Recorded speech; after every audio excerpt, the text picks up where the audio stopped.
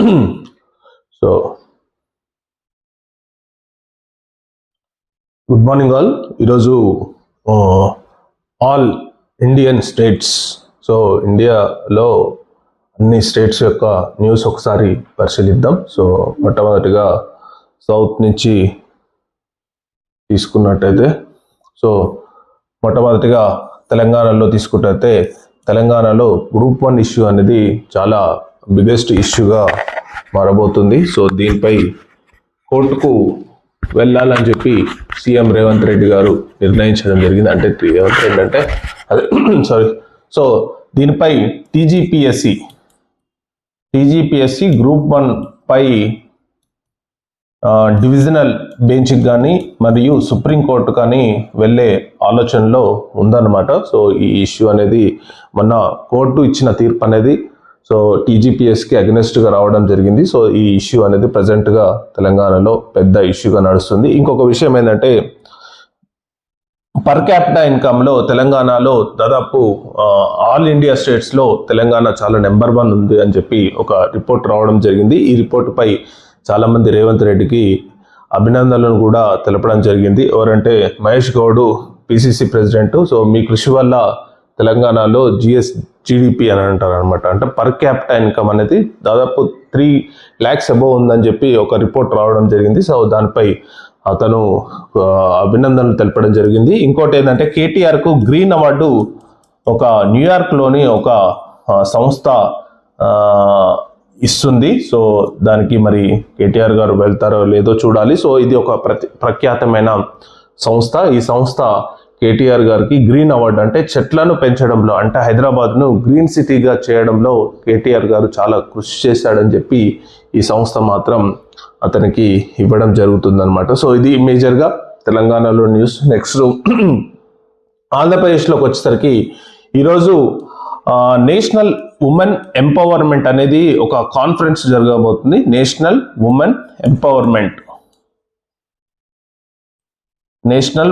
Empowerment అనేది ఒక conference నాకు తెలిసి తిరుపతిలో జరగబోతుంది. సో ఈ కార్యక్రమానికి లోక్సభ స్పీకర్ వచ్చేసి Om Birla attend కాబోతున్నాడు, plus CM Nara Chandrababu Naidu కూడా అటెండ్ కాబోతున్నారు. సో ఇది ఈరోజు మేజర్గా ఆంధ్రప్రదేశ్లో జరగబోతుంది. నెక్స్ట్ తమిళనాడులోకి వచ్చేసరికి,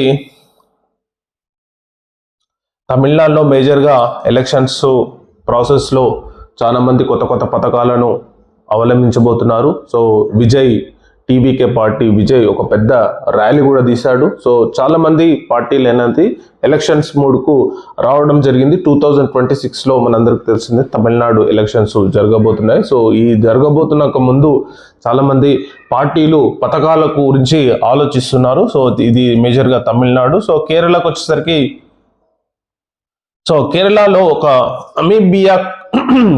అమీబియాక్ ఎన్సెఫలైటిస్ అని ఒక అరుదైన బ్రెయిన్ వ్యాధితో దాదాపు 64 మంది దానికి గురి కావడం జరిగింది. సో దాదాపు 17-18 మంది ఈ సంవత్సరంలో చనిపోవడం జరిగింది. ఈ వ్యాధి అనేది ఓన్లీ కేరళలోనే వస్తుంది అని ఇక్కడ రిపోర్ట్ అయింది. సో ఈ వ్యాధి పేరు వచ్చేసి అమీబియాక్ ఎన్సెఫలైటిస్ అని చెప్పి ఒక అరుదైన మెదడుకు సంబంధించిన వ్యాధి. సో ఈ వ్యాధి వల్ల దాదాపు నాకు తెలిసి కొత్త వ్యాధులు కేరళలో చాలా వస్తాయి. వైరస్కు సంబంధించిన వ్యాధులు, నికా వైరస్ అని కొంచెం చాలా వ్యాధులు కేరళలో చాలా వస్తాయి. మరి కేరళ నాకు తెలిసి సౌత్ స్టేట్లోనే ఎక్కువగా మెడికల్కు స్పెండ్ చేసే స్టేట్ అనమాట. దాదాపు ఒక ఎన్హెచ్పి పాలసీ ప్రకారం అయితే వాళ్ళు 7.5కి వాళ్ళ బడ్జెట్లో 7.5 వాళ్ళు హెల్త్కు స్పెండ్ చేస్తున్నారు. సో ఆంధ్రప్రదేశ్, ఇది తెలంగాణ అయితే 6.1 lowest. ఇలాక per క్యాపిటల్లో highest, but medical ఎక్స్పెండిచర్లో lowest, సౌత్లోనే lowest. So ఇదొకసారి చూసుకోవాలన్నమాట. So ఇదొకటి. ప్లస్ ఈరోజు కేరళలో కృష్ణాష్టమి జరుగుతుంది. సో కేరళలో ఒక డిఫరెంట్గా, మలయాళంలో కృష్ణాష్టమి అనేది చాలా డిఫరెంట్గా డేట్ ఉంటుంది. అంటే అందరి డేట్తో కాకుండా ఒక డిఫరెంట్ డేట్తో ఉంటుంది. సో ఈ రోజు జరుగుతుంది అనమాట కేరళలో కృష్ణాష్టమి. ఇంకొకటి, కేరళలో లోకి అనే ఫిలిం చాలా సూపర్ సక్సెస్గా వెళ్ళిందని చెప్పి అక్కడికైతే న్యూస్ అయితే రావడం జరిగింది. సో ఇది మేజర్గా దీనికి సంబంధించి. Next next Karnataka. So this is కర్ణాటకలో ఈరోజు ఒక చిన్న ఇష్యూ బయటపడింది. ఏంటంటే కర్ణాటక గవర్నమెంట్ 390 crores తోని ముస్లిం కాలనీస్ డెవలప్ చేస్తుంది. ఇది ఒక బీజేపీ పూర్తిగా ఆర్గ్యుమెంట్ చేస్తుంది అనమాట. ఎందుకంటే ఇది ఒక మతానికి ఇంతగా డబ్బులు స్పెండ్ చేసి చేయడం కరెక్ట్ కాదని చెప్పి బీజేపీ ఆర్గ్యుమెంట్ చేస్తుంది. కానీ కాంగ్రెస్ మాత్రం మేము ఏదైతే హామీ ఇచ్చామో ఆ హామీ ప్రకారం సో అందరితో పాటు వాళ్ళకు కూడా కాలనీస్ డెవలప్ చేస్తాం, సో వాళ్ళకు గవర్నమెంట్ నుంచి సపోర్ట్ ఇస్తామని చెప్పి ఏదైతే ఎలక్షన్స్ ముందు హామీ ఇచ్చామో సో హామీ నెరవేరుస్తున్నాం అంతే తప్ప ఇది కులానికో మతానికో పరిమితం కాదని చెప్పి కాంగ్రెస్ ఆర్గ్యుమెంట్. సో కానీ బీజేపీ మాత్రం ఇక్కడ ఓన్లీ ఒక మతానికి మీరు బాగా ప్రయారిటీ ఇస్తున్నారని చెప్పి బీజేపీ ఇక్కడ పెద్ద ఆర్గ్యూ చేస్తుంది అనమాట. సో ఇది మేజర్గా కర్ణాటకలో ఇష్యూ, ప్లస్ ధర్మస్థలి ఇష్యూస్ కూడా అక్కడ మేజర్గా ఇబ్బంది పెడుతున్నాయి కాంగ్రెస్ గవర్నమెంట్. ఎందుకంటే ధర్మస్థలిలో ఏదైతే ఇష్యూ నడిచిందో సో ఆ ఇష్యూ అనేది ఇంకా కంటిన్యూటీగా కొనసాగుతూనే ఉంది. సో అది మేజర్గా కర్ణాటక.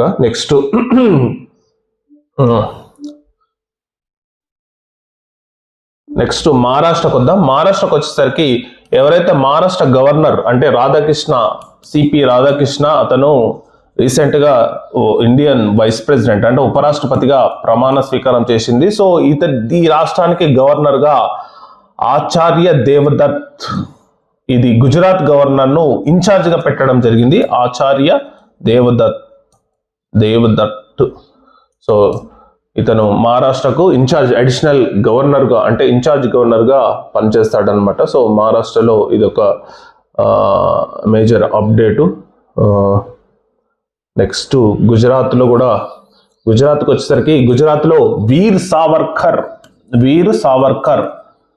కాంప్లెక్స్ను స్పోర్ట్స్ కాంప్లెక్స్ను ఈరోజు అమిత్ షా స్టార్ట్ చేయబోతున్నాడు. సో అమిత్ షా ఈరోజు గుజరాత్ విజిట్ ఉంది. సో ఇందులో వీర్ సావర్కర్ అని చెప్పి ఒక స్పోర్ట్స్ కాంప్లెక్స్ను త్వరలో ఈరోజే స్టార్ట్ చేయబోతున్నారు. సో ఇది ఒక పెద్ద news in Gujarat. So next Andhra Pradesh అయిపోయింది. So next Odisha. సో ఒడిస్సాలో కూడా కొన్ని చోట్ల వర్షాలు కురుస్తాయని చెప్పి అక్కడ వాతావరణ శాఖ చెప్పడం జరిగింది. సో ఇదొక పెద్దది.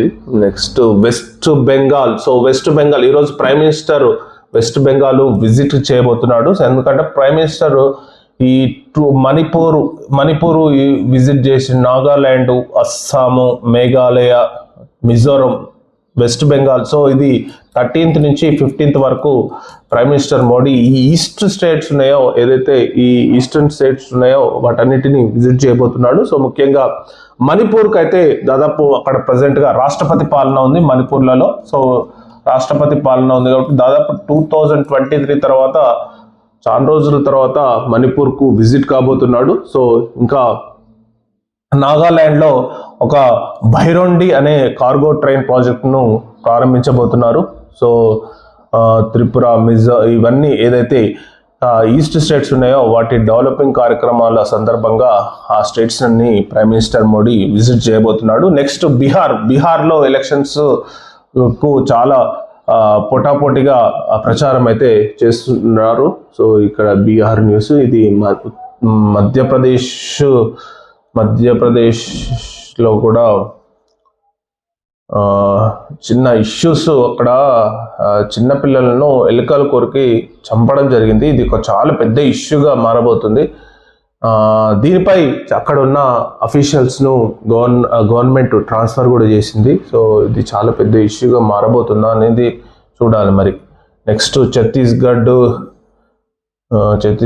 అయితే ప్రజెంట్గా ఏం లేదు. సో జార్ఖండ్లో కూడా ఏం లేదు. సో నెక్స్ట్ జమ్మూ కాశ్మీర్లో వైష్ణోదేవి ఏదైతే అదే టూర్ అంటే వైష్ణోదేవికి సందర్శించేది సస్పెండ్ చేసింది. ఎందుకంటే బాగా కొండ చర్యలు ప్లస్ వర్షాల వల్ల చేసింది. కానీ నాకు తెలిసి రేపటి నుంచి స్టార్ట్ చేయబోతున్నారు మళ్ళా.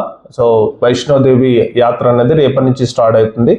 నెక్స్ట్ పంజాబ్లో కూడా దాదాపు పంజాబ్లో చాలా వర్షాల వల్ల చాలా అతలాకుతలకం జరిగింది. సో గవర్నమెంట్ ఆఫ్ ఇండియా దాదాపు 3,000 crores ఎంతో హెల్ప్ చేయడం జరిగింది. సో ఇదొకటి.